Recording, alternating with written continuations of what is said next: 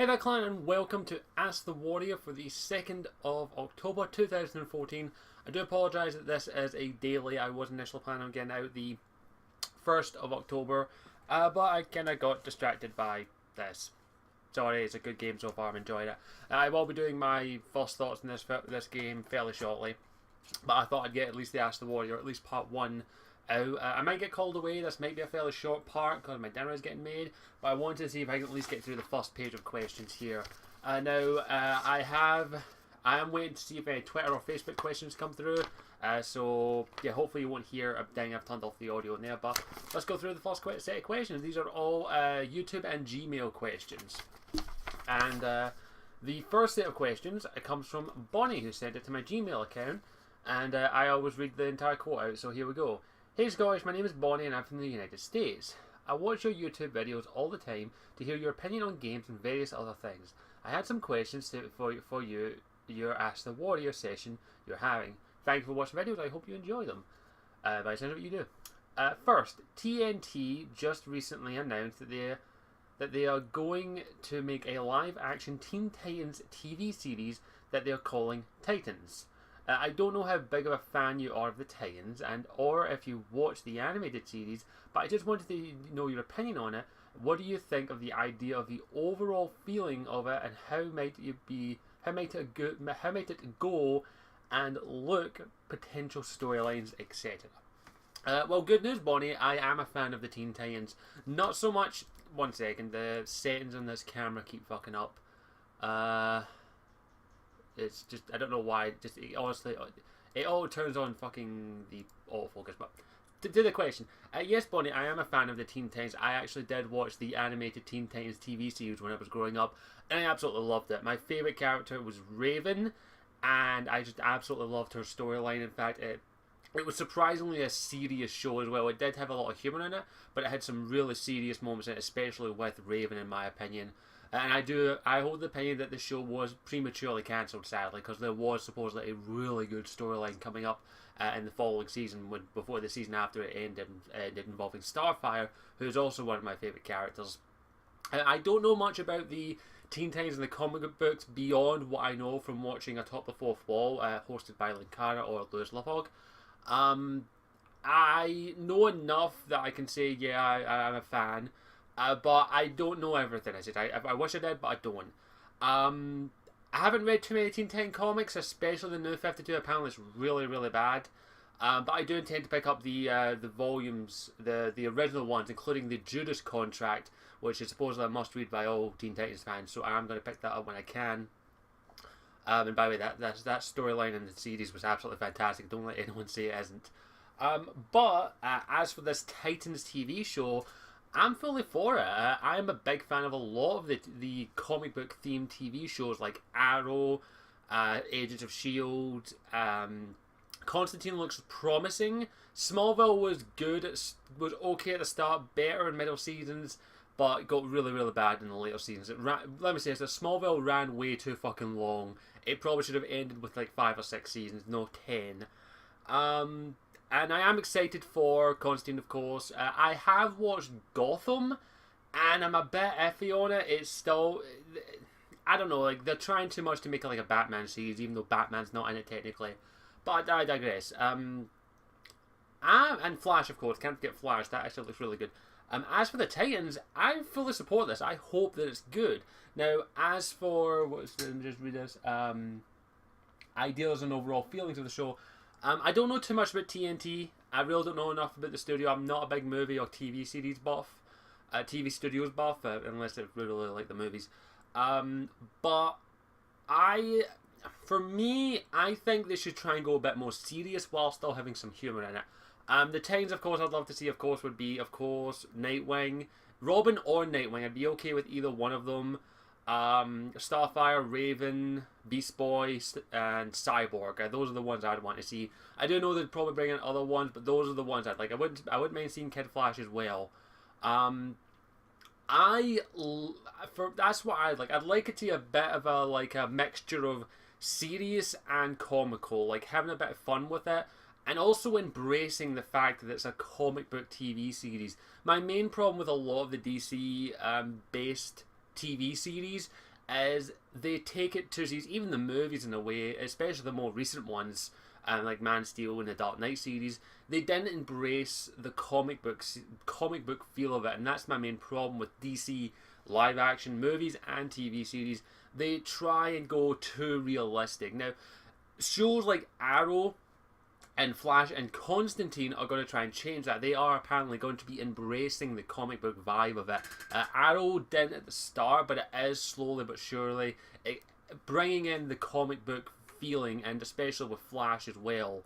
I'd like the Titans TV series to actually do that. I really, really would. I'd like them to embrace the fact that it's a comic book TV show and have superpowers, have supervillains, have over-the-top stuff while still having a good series. I really hate it when shows that are based on like comic books and all that just end up doing we have to make it realistic, so we sacrifice a lot. Comic books can be funny and also serious, even in a comic book world.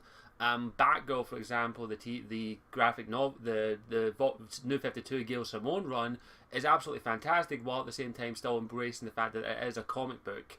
And that's what I'd like the show to do. As for storylines, really, as I say, is they'd have to do an origin. In all honesty, here's how if I was doing this show, by the way, I'm not a good writer and I don't know anything about how TV shows work, beyond how much work goes into them, which is a lot.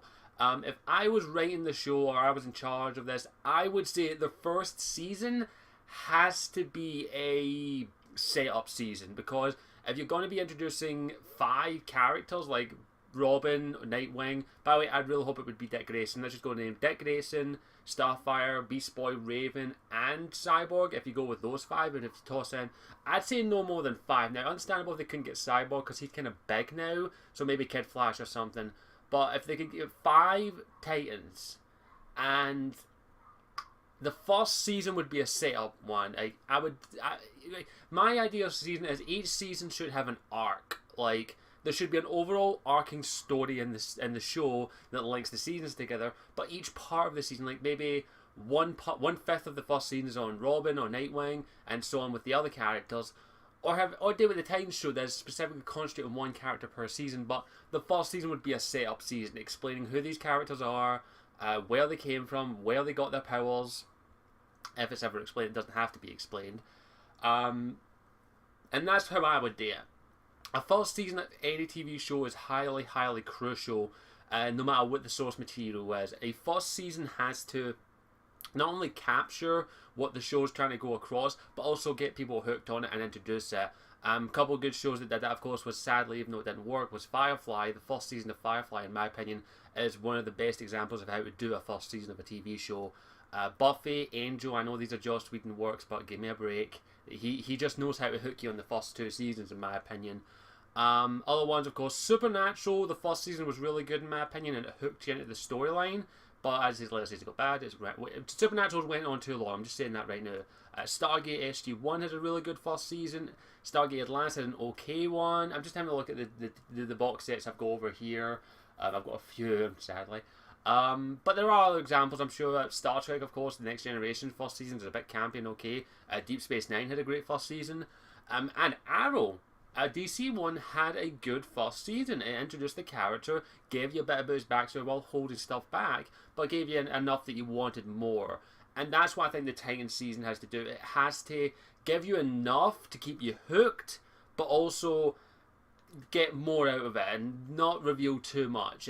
And one storyline I would love to see put into live action is, of course, the Judas Contract, which, if you're unaware, that is considered to be one of the greatest DC storylines ever, not just Teen Titans.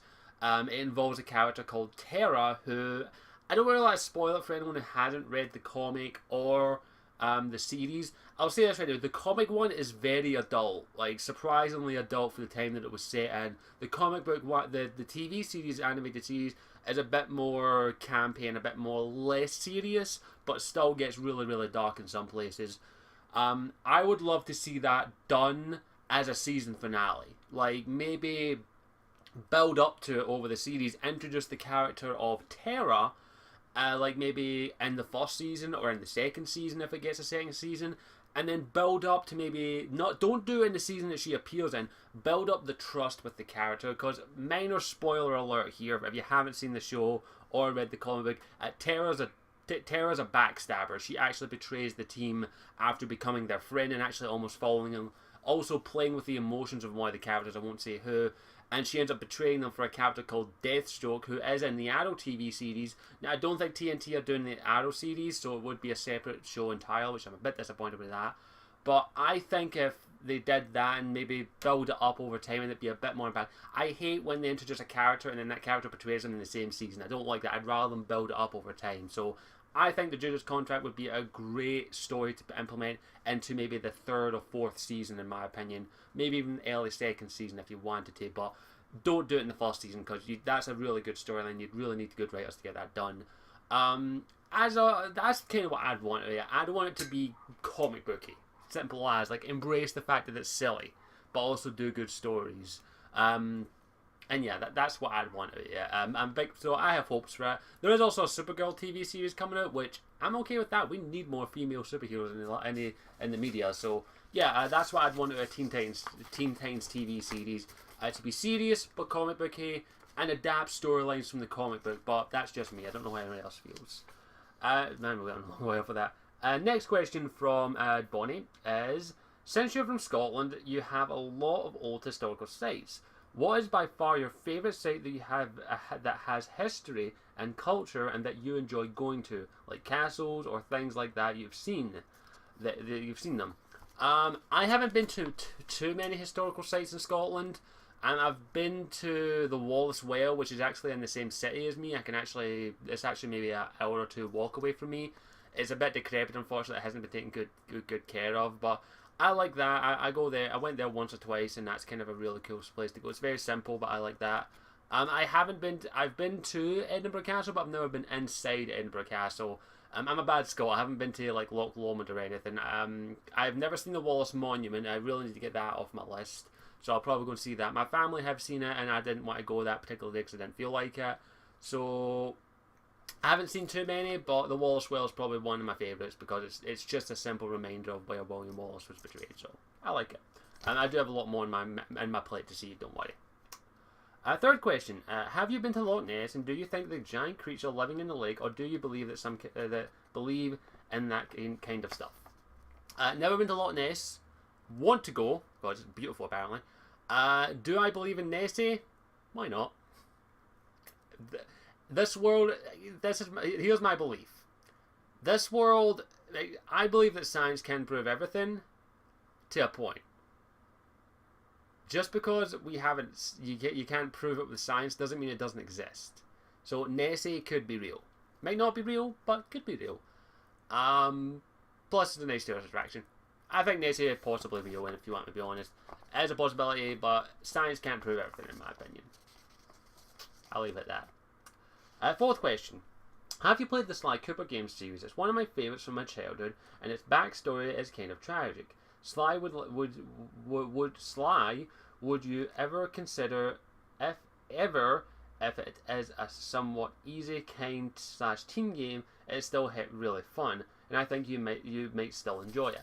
I haven't played Sly Cooper 1, 2, or 3, but I did play Sly Thieves in Time on the PS3 when it came available for free on the PlayStation Plus, and I really liked it. I had a lot of fun playing it.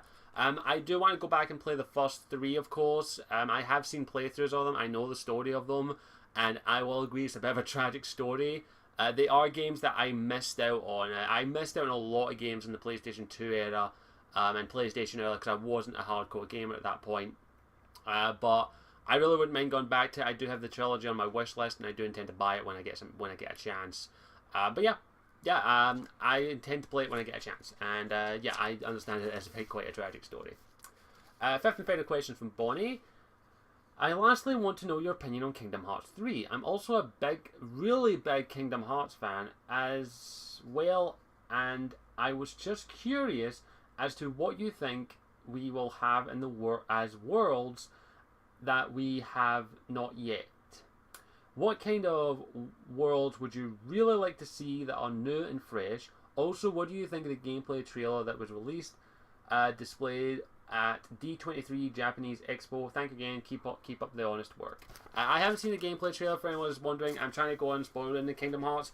I am a fan of the Kingdom Hearts series. I have completed Kingdom Hearts 1 and 2 on the original PlayStation 2. I also have Kingdom Hearts Dream Drop Distance on the DS, but I never finished it. I got to Hunchback of Notre Dame World and took a break and never went back to it. And for anyone wondering, I've no got the remixes because I've beat the first two and I'm okay with that. As for Kingdom Hearts 3, I'm excited for it. I think it has potential. As for worlds I'd like to see, of course, I guarantee we're going to see a Star Wars world. I guarantee we will see Darth Vader. I guarantee we'll probably see Luke. I guarantee we will see Star Wars. Will we see a Marvel world, since Disney now own Marvel? It's a possibility, but that's a lot of copyright to deal with. I think we will probably see an Avengers cameo at least. As for other worlds, I would like them to steer away from the Pirates of the Caribbean world, because in my opinion, the Pirates of the Caribbean one and Kingdom Hearts 2 was just absolutely awful. I did not like it at all, and no offense to the voice actor of Jack Sparrow, I think I can't remember his name off the top of my head, but he didn't do a good job in that one. That was kind of phoned in. That's just me criticising his work. He's also a really good voice actor in other means. But I would like to see just bring in Disney, go with the classics like Hercules we've already had, like things we haven't seen. I would like to, I haven't played all the Kingdom Hearts game. I haven't finished Dream Drop Distance. I'd like to see, of course, Marvel, Star Wars. I'd like to see a couple. I really don't know my Disney too well. I know enough of it. We'll probably see Frozen. I guarantee we'll see Frozen. I can almost guarantee it. There's too much of a cash cow to see that. Like fucking Once Upon a Time, the TV series has fucking Frozen in it now. I'm pretty sure fucking Kingdom Hearts will have it. I'm probably predicting we'll probably also see Wreck-It Ralph, because that was a really good show, really good movie in my opinion. We'll probably see that. Really, as I say, as long as they keep to the Disney vibe, I'm okay with it. I got no problem with it. And I'm trying to go in as unspoiled as I can, so I'm trying to distance myself away from all the gameplay, but I'm excited for it. I can't wait to see what they do with that. I really was not a big fan of Kingdom Hearts 2's story. Kingdom Hearts 1 story was really, really good. Kingdom Hearts 2's story was good, but Sora was a fucking douche and emo. I didn't like it. And I haven't beat Dream Drop Distance yet. I really need to get back to playing that. I really, really do. But yeah, so thank you for your questions, Bonnie. I hope I answered them to the best of your ability, and I'm glad you enjoyed my content. Okay, we'll see if we can get through the first page. I think my dinner's getting put now, so we'll go through the next set of questions from YouTube. Bacon asks, yes, the Bacon, who will your first Inquisitor be? Gender, class, race, etc. Human or Kunari? Sorry, human or Kossith? Male, I always do a male playthrough first. That's just the way I am. Then I normally do a female playthrough after that. Rogue is Rogue or Mage? That's the one up there right now. And that's all I'm saying. I have a story in mind, but that's all I'm saying. So, yeah. Robbie asks, what is your favourite book and video game, and what are your thoughts on Game of Thrones? Favourite book is a really, really difficult one. I absolutely love the Dragon Age book series. They're absolutely phenomenal. The Witcher, Last Wish is really, really good. Werewolves, okay. And video games, you fucking know that already. It's Mass Effect and Dragon Age mostly. And Game of Thrones. I have the books over there. I got halfway through the first book and I was like, I'll just watch the series and then I'll go back to the books. Overall, I like Game of Thrones. I think Game of Thrones is a really good TV series. I do think that it overindulges in certain things. I do think it has a little bit too much gore sometimes, but I understand what they're going with. Sometimes also there's a little too much nudity. Like, even I have to go, did you really have to show that guy's dick? Did you really have to show that woman's pussy? Did you really have to show that tits? But yeah, I get what they're going with. I know the books are very adult orientated. I do know that. Also, Khaleesi, stop getting naked. Like, what the fuck? Keep your clothes on for once. Don't get me wrong, I like Daenerys, even though the last season she was a bit of a bitch. And she just made the biggest mistake in her entire life, and she's probably going to die. No, she won't. She'll be there until... going by the name of the last book, I'm pretty sure she's going to survive till the end. If anyone wondering, the last... And that's not a spoiler. The name of the book is A Dance with Dragons. I'm thinking the dragons are going to be okay, and I think Daenerys is going to be fine. But overall, I think Game of Thrones is a good series. Good story so far. and I am enjoying it. Yeah, I'll leave it at that. Can't say anything else without going into spoilers. Next question is from Jason. Who do you plan to romance in DAI?